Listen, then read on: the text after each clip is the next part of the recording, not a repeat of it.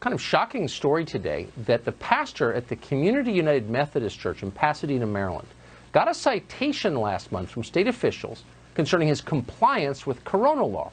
So we reached out to the health department in Anne Arundel County, Maryland, for an explanation. They told us they'd received complaints of, quote, handshaking, high fives, and get this, fist bumps by the congregation. Now, that's illicit worship in the state of Maryland. Hard to believe this is America, but it is. So they swooped in to put an end to that, the fist bumps especially.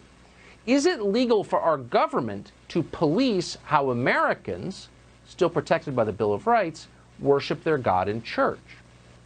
The Reverend Dennis Jackson is the pastor at Community United Methodist Church, and we're happy to have him on tonight. Pastor, thanks so much for joining us. Thank you so much. And let me just say, this is the first I've ever heard or seen of anything like that going on in the context of our church services or worship.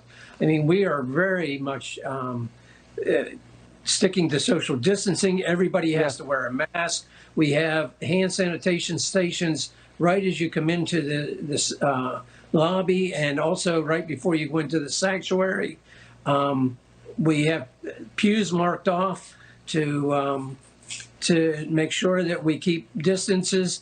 We have pews marked off that I think it's 20 or 30 feet from the pulpit to make sure that we stay far enough away.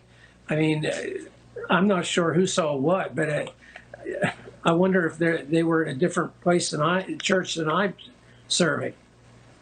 Well, I mean, it is a church, and you are explicitly protected. Worship, religious worship, is explicitly protected in the First Amendment to the Constitution.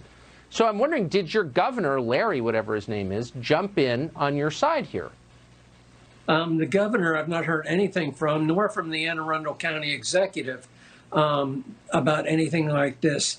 I was told there was an anonymous complaint filed to the Anne Arundel County Health Department. The official that came out was very authoritarian and never referenced any of the things that you highlighted. And if I had seen something like that, I would have encouraged very strongly people not to participate in such a thing as that. That's clearly, for many reasons, not appropriate.